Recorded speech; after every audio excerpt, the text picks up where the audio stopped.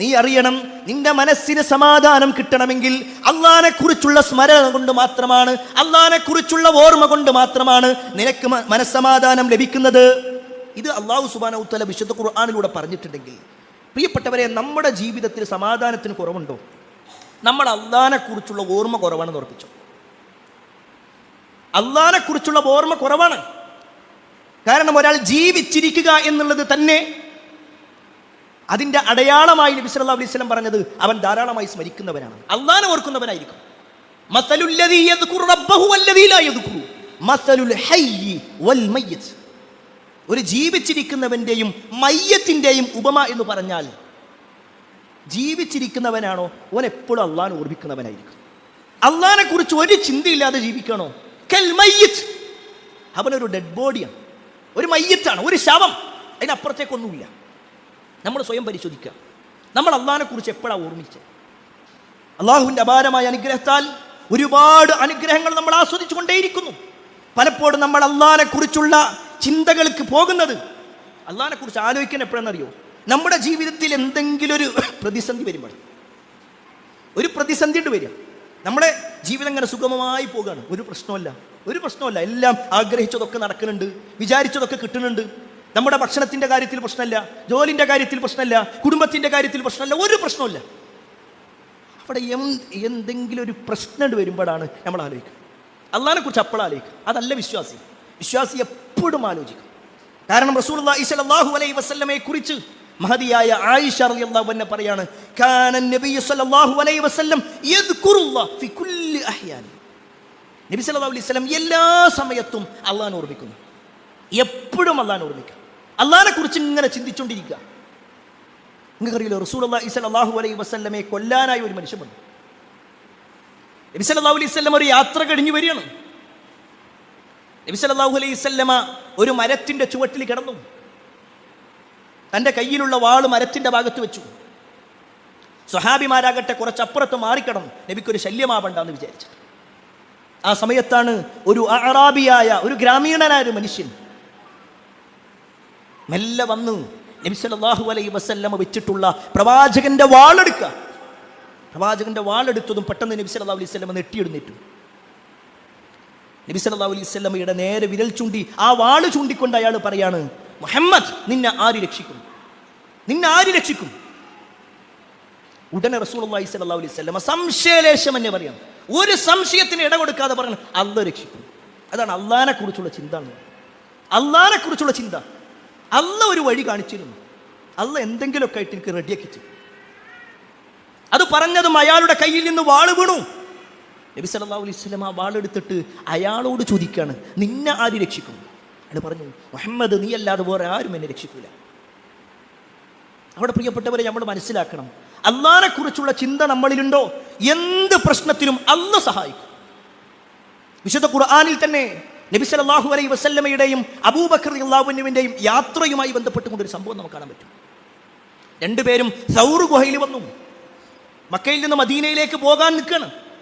ആ സൗർ ഗുഹയിൽ ശത്രുക്കളുടെ കണ്ണു വെട്ടിച്ചുകൊണ്ട് അവരിങ്ങനെ നിൽക്കുന്ന സമയത്താണ് അബൂബക്കർ റളിയല്ലാഹു അൻഹു ഒരു ബേജാറ്. അവരെങ്ങാനും നമ്മളെ കണ്ടാൽ നബിയെയും അബൂബക്കറിനെയും കൊല്ലണമെന്ന തീരുമാനത്തോടു കൂടി ഇറങ്ങിയിട്ടുള്ളത്. മക്ക മുഴുവനായി എല്ലാവരും ഇറങ്ങിക്കണം. കാരണം വലിയ ഓഫറാണ് പറഞ്ഞിട്ടുള്ളത്. നബി സല്ലല്ലാഹു അലൈഹി വസല്ലമയെ കൊല്ലുന്നവർക്ക് 100 ഒട്ടകം കിട്ടും. 100 ഒട്ടകം എന്ന് പറഞ്ഞാൽ നമ്മുടെ നാട്ടിൽ 100 കാറ് എന്ന് വേണമെങ്കിൽ പറയാം. 100 കാറ് കിട്ടുക, അത്രയും വലിയ ഓഫർ ഉള്ളത് കൊണ്ട് തന്നെ എല്ലാവരും ഇറങ്ങി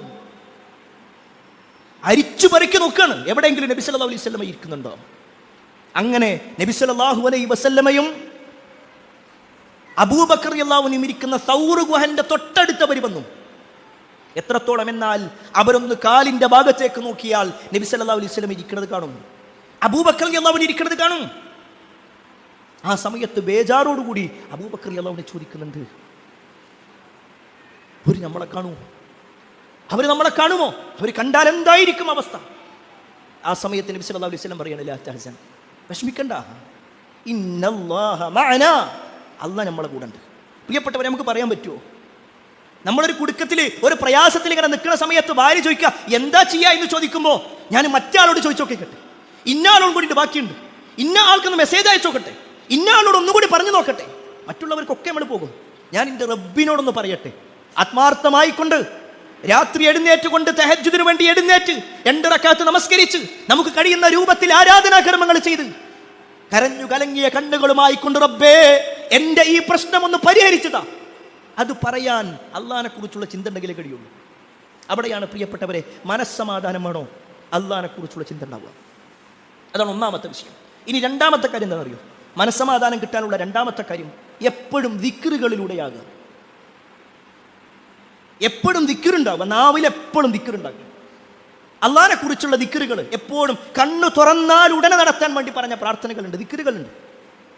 ഒരു വിശ്വാസിയെ സംബന്ധിച്ചിടത്തോളം അവന്റെ ജീവിതത്തിലെ വളർച്ച, അവന്റെ ജീവിതത്തിലെ സമാധാനം, അവന്റെ ജീവിതത്തിലെ സ്വസ്ഥത എല്ലാം ദിക്റുകളാണ്. ആ ദിക്റുകളും ദുആകളും നമുക്ക് എന്ത് കാര്യം ഉണ്ടെങ്കിലും ചില ആളുകളോട് പറഞ്ഞ ഒരു സമാധാനം ഉണ്ടാവും അല്ലെ, ചിലപ്പോൾ അതുകൊണ്ടൊരു പരിഹാരം ഉണ്ടാവില്ല. എന്നാലും നമ്മളെന്താ പറയുക അറിയോ?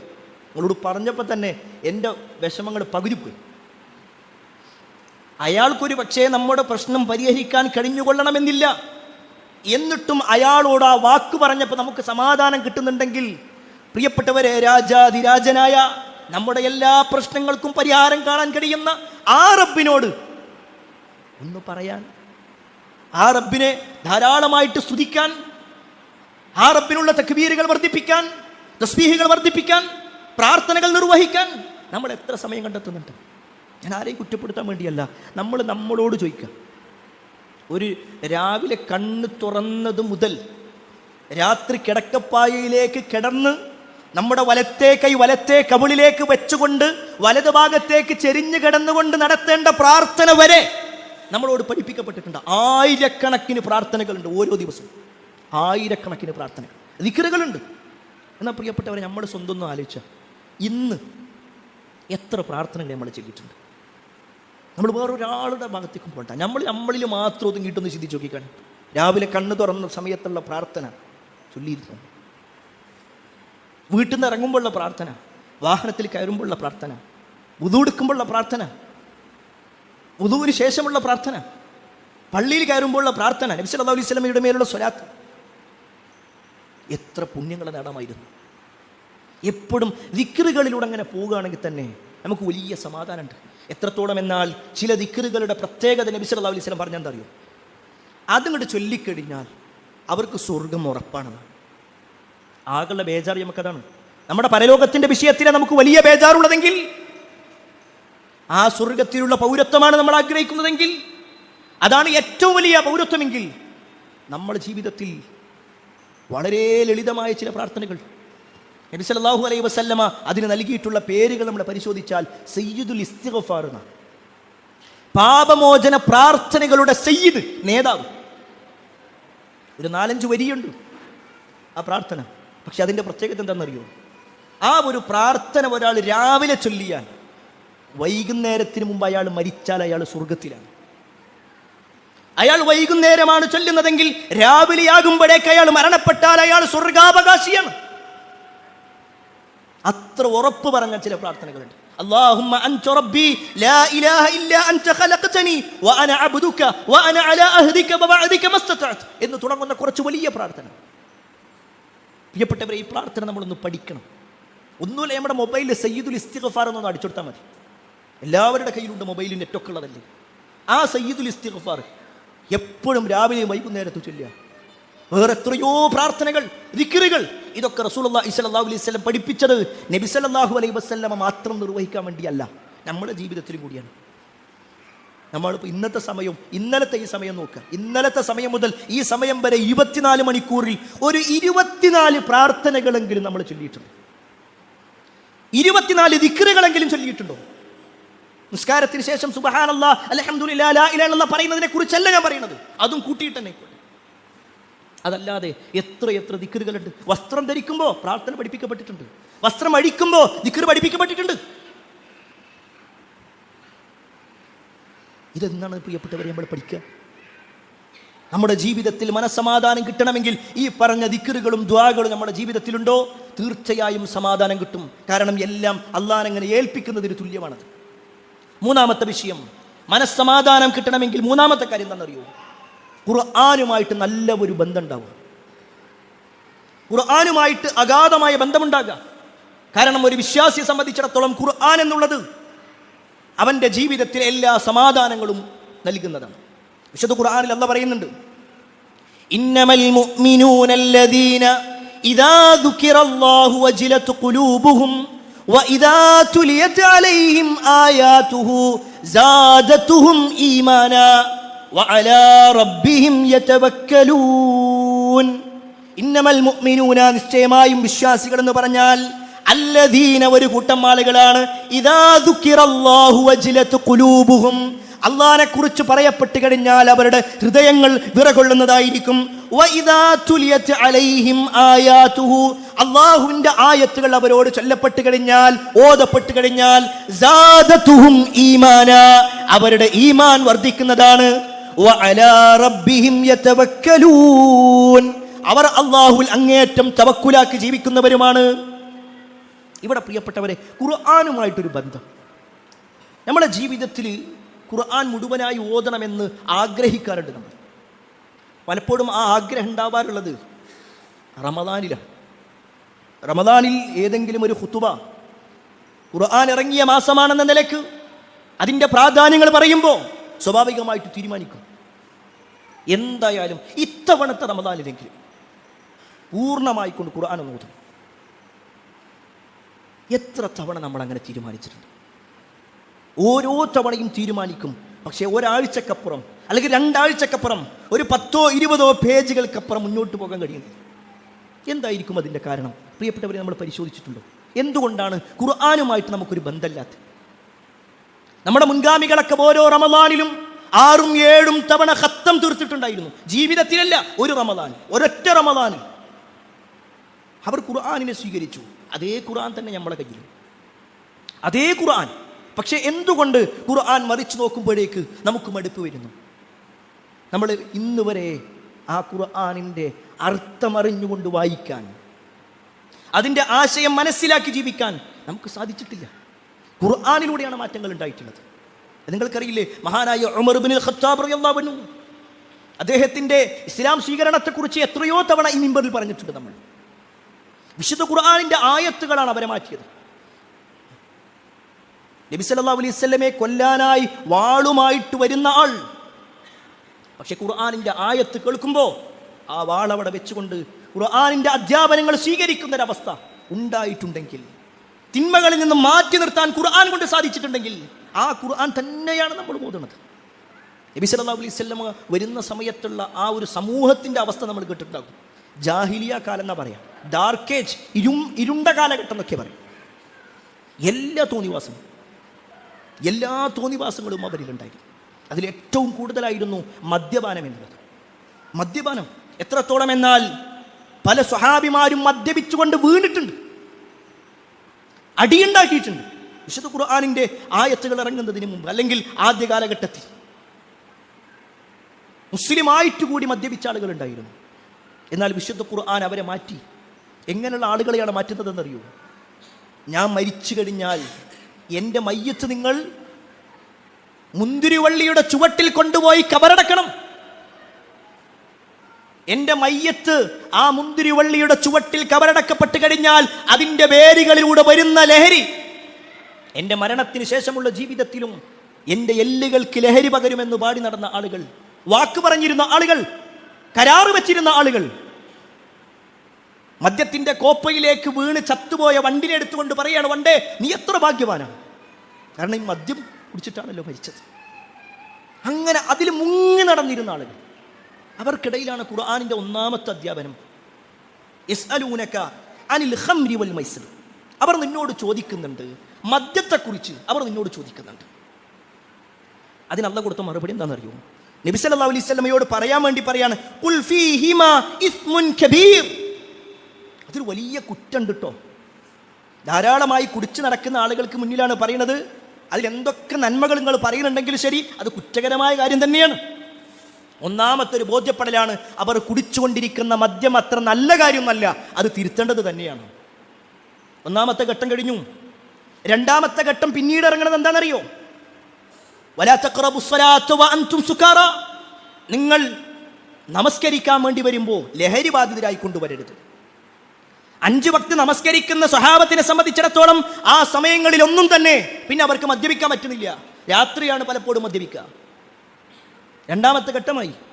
3ാമത്തെ ഘട്ടം അത് മുഴുവൻ എണ്ണി പറഞ്ഞിട്ട് അല്ലാഹു സുബ്ഹാനഹു വ തആല ചോദിക്കുന്ന ഒരു ചോദ്യമാണ്, ഫഹൽ അൻതും മുൻതഹൂൻ, നിങ്ങൾ വിരമിക്കാനായില്ലേ? ഓരോ ഹറാമുകളും എണ്ണി പറഞ്ഞുകൊണ്ടല്ല പറയാണ്, അതിൽ നിന്ന് നിങ്ങൾക്ക് വിരമിക്കാനായില്ലേ? ഖുർആനിന്റെ ആ ഒരു ചോദ്യം ചുണ്ടോടടുപ്പിച്ചിരുന്ന മദ്യത്തിന്റെ കോപ്പകൾ അവർ വലിച്ചെറിഞ്ഞു. അവർ സ്വരുക്കൂട്ടി വെച്ചിരുന്ന വലിയ വലിയ ക്യാനുകളിൽ സ്വരുക്കൂട്ടി വെച്ചിരുന്ന മദ്യമെല്ലാം അടിച്ചു പൊട്ടിച്ചു. എന്നിട്ട് അവർ പറഞ്ഞു, ഞങ്ങൾ വിരമിച്ചു, ഞങ്ങൾ ഒഴിവാക്കി.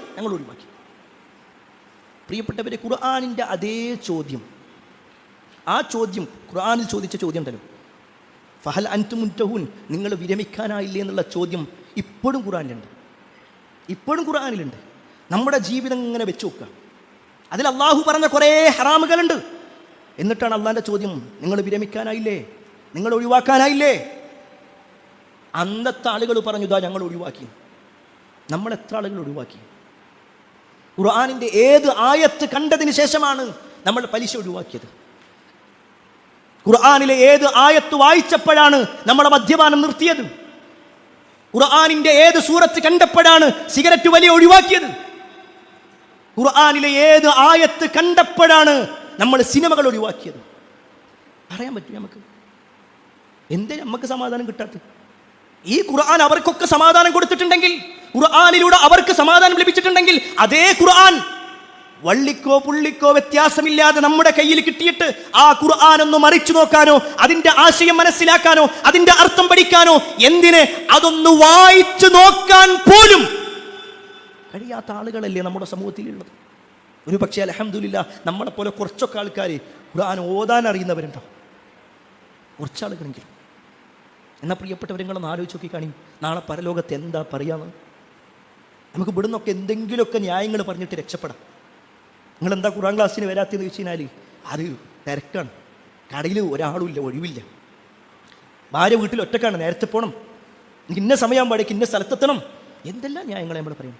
എന്നാൽ പ്രിയപ്പെട്ടവരെ, നമ്മുടെ ദുനിയാവിൽ ഖുർആൻ പഠിക്കാൻ എത്രയോ സൗകര്യങ്ങൾ കിട്ടിയിട്ട് ആ ഖുർആൻ ഒരാവർത്തി മുഴുവനായി ഓതി തീർക്കുവാനും, എന്താണ് എൻ്റെ റബ്ബ് എന്നെ ഈ ലോകത്തേക്ക് പറഞ്ഞയച്ച എൻ്റെ റബ്ബ് എന്നോടെന്താ പറഞ്ഞിട്ടുള്ളത്, അതാണല്ലോ ശരിക്കും ഖുർആൻ. അല്ല നിങ്ങളോട് സംസാരിക്കണമെന്നുണ്ടെങ്കിൽ നിങ്ങൾ ഖുർആൻ വായിച്ചു നോക്കിയാൽ മതി. അള്ളാഹിൻ്റെ സംസാരം മനസ്സിലാക്കാൻ പറ്റും. അതിലെന്താ എൻ്റെ റബ്ബ് പറയുന്നത്? നിങ്ങൾ വല്ലാതെ ടെൻഷൻ അടിച്ച് നിൽക്കണോ? പ്രിയപ്പെട്ടവരെ, ഖുർആൻ എടുക്കുക, ഏത് ഭാഗത്തും മറിച്ച് നോക്കിയിട്ട് അതിൻ്റെ അർത്ഥം ഒന്ന് വായിച്ചു നോക്കിക്കാം. നമുക്ക് എന്തെന്നില്ലാത്തൊരു സമാധാനം കിട്ടും, ഒരു സ്വസ്ഥത കിട്ടും. അത് ഖുർആനിൻ്റെ അത്ഭുതമാണ്. കാരണം നമ്മളിങ്ങനെ വായിക്കുമ്പോൾ ഒരു പക്ഷേ നമ്മുടെ മുൻഗാമികളുടെ ചരിത്രം അവിടെ ഉണ്ട്, പ്രവാചകന്മാരുടെ ചരിത്രമുണ്ട് അവിടെ. അവരൊക്കെ അനുഭവിച്ച ത്യാഗങ്ങൾ നമ്മളിങ്ങനെ വായിക്കുമ്പോൾ നമ്മുടെ മനസ്സിലേക്ക് പടച്ചോൻ തന്നെ ഇട്ട് തരും. ഞാനിപ്പോൾ അനുഭവിക്കുന്നതൊന്നും ഒരു പ്രശ്നമല്ല. നമ്മളിങ്ങനെ ഓതുന്ന സമയത്ത് നരകത്തിൻ്റെ ഭയാനകത നമ്മൾ വായിക്കും. അപ്പം നമ്മൾ മനസ്സിലാക്കും, ഇപ്പം ഞാൻ അനുഭവിക്കുന്ന പ്രയാസമല്ല, എൻ്റെ മരണത്തിന് ശേഷമുള്ള പ്രയാസമാണ് ഏറ്റവും വലിയ പ്രയാസം. സമാധാനം കിട്ടും എല്ലാത്തിലും. പരലോകത്തെ കുറിച്ചുള്ള ചിന്ത നമുക്ക് ഖുർആനിലൂടെ കിട്ടുക. അതുകൊണ്ട് പ്രിയപ്പെട്ടവരെ, ഖുർആനുമായിട്ടുള്ള ഒരു ബന്ധം, അതാണ് മനസ്സമാധാനം കിട്ടാനുള്ള 3ാമത്തെ വഴി. 4ാമത്തെ കാര്യം, എല്ലാം അള്ളാഹിനെ ഏൽപ്പിക്കാം. എല്ലാം അള്ളാഹിനെ ഏൽപ്പിക്കാം. ഒരു മുസ്ലിമിനെ സംബന്ധിച്ചിടത്തോളം ജീവിതത്തിൻ്റെ എല്ലാ ഘട്ടങ്ങളും ഞാൻ തന്നെ എൻ്റെ കാര്യങ്ങൾ പരിഹരിക്കുമെന്ന് ചിന്തിക്കുമ്പോഴാണ് പ്രശ്നം. എൻ്റെ കാര്യം നിർവഹിക്കാൻ ഞാനല്ലാതെ വേറെ ആരുമില്ല, എന്നെ സഹായിക്കാൻ ആരുമില്ല, എൻ്റെ വാപ്പാൻ്റെ അടുത്ത് നിന്ന് സഹായം കിട്ടൂല, എൻ്റെ കൂട്ടുകാരന്മാർ സഹായിക്കൂല. ആ ചിന്ത വരുമ്പോഴാണ് പ്രശ്നം. ആര് സഹായിക്കാനില്ലെങ്കിലും എൻ്റെ റബ്ബിനെ സഹായിക്കും. അതാണ് വഅലാ റബ്ബിഹിം യതവക്കലൂൻ. തവക്കുലാക്കുക, അല്ലാഹുവിൽ തവക്കുലാക്കുക. നബി സല്ലല്ലാഹു അലൈഹി വസല്ലം തന്നെ പറഞ്ഞു, പക്ഷികൾ തവക്കുലാക്കുന്നത് പോലെയാണ്. ഒരു പക്ഷി രാവിലെ ഒട്ടിയ വയറുമായി കൊണ്ട് അതിൻ്റെ കൂട്ടിൽ നിന്നും പറന്നുയരുന്നുണ്ട്. നിറഞ്ഞ വയറുമായി കൊണ്ടല്ലാതെ അതിൻ്റെ കൂട്ടിലേക്ക് വരുന്നില്ല. എന്നിട്ട് നബി സല്ലല്ലാഹു അലൈഹി വസല്ലം ഈ വാചകം വെച്ചിട്ടാണ് പറയണത്, നിങ്ങൾ അങ്ങനെ തവക്കുലാക്കിക്കും, ഇറങ്ങണം. ആ പക്ഷി അതിൻ്റെ കൂട്ടിൽ തന്നെ ഇരുന്നു കൊണ്ട് ഞാൻ അള്ളാഹുൽ തവക്കുലാക്കിയെന്നല്ല, ഇറങ്ങുന്നുണ്ട്, പരിശ്രമിക്കുന്നുണ്ട്, അള്ളാഹുൽ ഏൽപ്പിക്കുന്നുണ്ട്. എങ്കിൽ അള്ളാഹു സഹായിക്കും, അള്ളാഹ് സഹായിക്കും. പ്രിയപ്പെട്ടവരെ, ആരും സഹായിക്കാനില്ലെങ്കിലും ആരും സഹായിക്കാനില്ലാത്തവർക്കും അള്ളാഹിൻ്റെ സഹായമുണ്ട്. അവിടെ ഒരാൾ നമ്മൾ പേടിക്കാനുമില്ല. ഇന്ന ആൾക്കാർ എന്നെ സഹായിക്കോ, ഇവരുടെ സഹായം ഉണ്ടാകും. മറ്റൊരു സഹായിക്കാന്ന് പറഞ്ഞിട്ട് ഒരു മെല്ലെ കാല് മാറിയില്ലേ? ഒന്നും വേണ്ട, എൻ്റെ റബ്ബിനെ സഹായിക്കും. മഹാനായ ഇബ്രാഹിം നബി അലൈഹി സ്വലാമിൻ്റെ ചരിത്രം നമ്മൾ വായിച്ചിട്ടില്ല. ഒരു നാട് മുടുക്കെതിരെ നിന്നു. എന്തിനേറെ അദ്ദേഹത്തിൻ്റെ സ്വന്തം വാപ്പയടക്കം. വാപ്പ പറയാണ്, ഇബ്രാഹിം നിന്നെ കല്ലെറിഞ്ഞോടിക്കപ്പെടുന്നു, നിന്റെ ദാവത്ത് നിർത്തിക്കോ, നിന്റെ ആശയം പ്രചാരണം നിർത്തിക്കോ, ഇത് വേണ്ടവിടെ. എല്ലാവരും എതിർത്തു. വലിയ ഒരു തീക്കുണ്ടാരമുണ്ടാക്കി ഇബ്രാഹിം നബി അലൈഹി ഇസ്ലാമിനെ അതിലേക്ക് ഇടുന്ന സമയത്തും ഇബ്രാഹിം നബി അലൈഹി ഇസ്ലാം പറഞ്ഞ വാചകം എന്താ? ഹസ്ബി അല്ലാഹ്, എൻ്റെ അല്ല മതിനിക്ക്, എൻ്റെ റബ്ബ് മതിനിക്ക്, വനിഅമൽ വക്കീൽ, ഏൽപ്പിക്കാൻ ഏറ്റവും ഉത്തമൻ അവനാണ്. എൻ്റെ എന്ത് പ്രശ്നം ഉണ്ടെങ്കിലും, പ്രിയപ്പെട്ടവരെ, നിങ്ങൾ ഏത് പ്രശ്നമാണെങ്കിലും ആ പ്രശ്നങ്ങൾ ഇങ്ങനെ എഴുതി വെക്കുക. എന്നിട്ട് നിങ്ങളൊന്ന് സ്വയം പരിശോധിക്കുക. നിങ്ങളുടെ പ്രശ്നത്തിൽ ഏത് പ്രശ്നത്തിനാണ് അള്ളാഹ്ക്ക് പരിഹാരം കാണാൻ തരാത്തത്? ഏത് പ്രശ്നത്തിനല്ല? ഏതെങ്കിലും ഒരു പ്രശ്നമുണ്ടോ? ഒന്നുമില്ലായ്മയിൽ നിന്ന് ഇത്രയും നമ്മളെ കൊണ്ടുവന്നത് നമ്മുടെ റബ്ബാണെങ്കിൽ, ഒരു പക്ഷേ ഒരു 50 കൊല്ലങ്ങൾക്ക് മുമ്പ്, 100 കൊല്ലങ്ങൾക്ക് മുമ്പ് നമ്മളിൽ ഒരാൾ പോലും ഇവിടെ ഉണ്ടാവണമെന്നില്ല. ഇപ്പം നമുക്കൊരു പേരുണ്ട്, ഒരു ഐഡൻറ്റിറ്റി ഉണ്ട്, ഒരു ആധാർ കാർഡുണ്ട്, എല്ലാം ഉണ്ട്. നമുക്കൊരു ഇന്ന നാട്ടിൽ പോയിട്ട് നമ്മളെ പേര് ചോദിച്ചു കഴിഞ്ഞാൽ അറിയും. എന്നാൽ നമ്മളില്ലാത്ത ഈ ലോകത്ത് നിന്ന്, ഒന്നുമില്ലാത്തൊരവസ്ഥയിൽ നിന്ന് അള്ളാഹ് നമ്മളെ കൊണ്ടുവന്നിട്ടുണ്ട്, ഇത്രയും വളർത്തിയിട്ടുണ്ട്, വേണ്ടതെല്ലാം തന്നിട്ടുണ്ട്. അങ്ങനെയുള്ള റബ്ബിന് നമ്മുടെ ഒരു പ്രശ്നം പരിഹരിക്കുക എന്നുള്ളത് ഒരു പ്രയാസകരമായ കാര്യം തന്നെയല്ല. അതുകൊണ്ട് ആത്മാർത്ഥമായിട്ട് പ്രാർത്ഥിക്കുക. നമ്മുടെ മനസ്സ് അസ്വസ്ഥമാണോ, മനസ്സമാധാനം നഷ്ടപ്പെട്ടിരിക്കുകയാണോ, റബ്ബിലേക്ക് നമ്മുടെ കൈകൾ ഉയരണം, നമ്മുടെ കണ്ണുകൾ നിറയണം, അള്ളാഹിനോട് ആത്മാർത്ഥമായിട്ട് പ്രാർത്ഥിക്കണം. അള്ളാഹു സുബ്ഹാനഹു വ തആല എല്ലാ അർത്ഥത്തിലും മനസ്സമാധാനമുള്ള ജീവിതം നമുക്ക് ഏവർക്കും നൽകുമാറാവട്ടെ. അൽഹംദുലില്ലാഹി റബ്ബിൽ ആലമീൻ വസ്സലാത്തു വസ്സലാമു അലാ റസൂലില്ലാഹ് വഅലാ ആലിഹി വഅസ്ഹാബിഹി അജ്മഈൻ, അമ്മാ ബഅദ്. ഏറെ സ്നേഹധനരായ സഹോദരങ്ങളെ, സഹോദരിമാരെ, അള്ളാഹുവിൻ്റെ വിധിവിലക്കൽ കൊണ്ടും പ്രവാചകൻ സല്ലല്ലാഹു അലൈഹി വസല്ലമയുടെ ജീവിതചര്യ പിൻപറ്റിക്കൊണ്ടും ജീവിക്കണമേ എന്ന് ഒരിക്കൽ കൂടി എന്നോടെന്നപോലെ നിങ്ങൾ ഓരോരുത്തരോടും ഉണർത്തുകയാണ്, വസിയ്യത്ത് ചെയ്യുക. നമ്മുടെ ജീവിതത്തിൽ മനസ്സമാധാനം നേടാനുള്ള വഴികളെക്കുറിച്ചാണ് പറഞ്ഞു വന്നത്. അതിലൊന്നാമത്തെ കാര്യം അള്ളാഹുവിനെക്കുറിച്ച് എപ്പോഴും ഓർമ്മിക്കുക എന്നുള്ളതാണ്. രണ്ടാമത്തത്, എപ്പോഴും ദിക്റുകളുള്ള നാവുമായിട്ട് നമ്മൾ ജീവിക്കുക, എപ്പോഴും റബ്ബിനോട് പ്രാർത്ഥിക്കുക. മൂന്നാമത്തത്, ഖുർആനുമായിട്ട് വലിയ ഒരു ബന്ധമുണ്ടാക്കുക, എപ്പോഴും ഖുർആൻ നമ്മുടെ മുന്നിലുണ്ടാവുക. നാലാമത്തെ കാര്യം, എന്ത് കാര്യം അള്ളാഹിനെ ഏൽപ്പിക്കുക, തവക്കുലാക്കുക, അള്ളാഹ് ഒരു വഴി കാണിച്ചു തരും. അഞ്ചാമത്തൊരു കാര്യം എന്താണെന്നറിയാം, നമുക്ക് സമാധാനം നേടിത്തരുന്ന മറ്റൊരു കാര്യമാണ് നമ്മൾ മറ്റുള്ളവരെ സഹായിക്കുക എന്നുള്ളത്. മറ്റുള്ളവരെ സഹായിക്കുമ്പോൾ നമുക്കുണ്ടാകുന്നൊരു സന്തോഷമുണ്ട്. നമ്മളൊരു ബസ്സിൽ പോകുമ്പോൾ ഒരു പ്രായമുള്ള ഒരാളെ കാണുമ്പോൾ ആരും എണീറ്റ് കൊടുക്കണില്ല, നമ്മൾ എഴുന്നേറ്റിട്ടതാ കങ്ങൾ ഇവിടെ ഇരുന്നോളിന്ന് പറയുമ്പോൾ ആ ഒരു ഒറ്റ പ്രവർത്തനത്തിൽ പോലും ഒരു പക്ഷേ ആ യാത്ര അവസാനിക്കുന്നത് വരെയും നമ്മുടെ മനസ്സിന് സമാധാനം കിട്ടും. നമ്മൾ ഭക്ഷണം കഴിക്കാൻ വേണ്ടി കയറുമ്പോൾ ഒരു പാവപ്പെട്ട ഒരാളെ കാണുമ്പോൾ നിങ്ങൾ വരും, ഞാനും ഒരു ചായ നിങ്ങൾക്ക് വാങ്ങിത്തരാം എന്ന് പറഞ്ഞൊരു ചായ അയാൾക്ക് കൊടുക്കുമ്പോൾ അതിലുണ്ടാകുന്നൊരു സന്തോഷം, മറ്റുള്ളവരെ ഹെൽപ്പ് ചെയ്യുക എന്നുള്ളത് ഒരു മനസ്സമാധാനം കിട്ടുന്നൊരു കാര്യമാണ്. വിശുദ്ധ ഖുർആനിലൂടെ തന്നെ അല്ലാഹ് പറഞ്ഞു, വതആവനു അലൽ ബിർരി വത്തഖ്വ വലാ തആവനു അലൽ ഇസ്മി വൽ ഉദ്വാൻ. വതആവനു അലൽ ബിർരി, നന്മയുടെ കാര്യത്തിൽ നിങ്ങൾ പരസ്പരം സഹായിക്കണം. നന്മയുടെ കാര്യത്തിൽ, തഖ്വയുടെ കാര്യത്തിൽ. ഒരിക്കലും തിന്മയുടെ കാര്യത്തിൽ സഹായിക്കാൻ പാടില്ല. തിന്മ ചെയ്യാൻ വേണ്ടിയിട്ട് സഹായം അതുണ്ടാക്കാൻ പാടില്ല.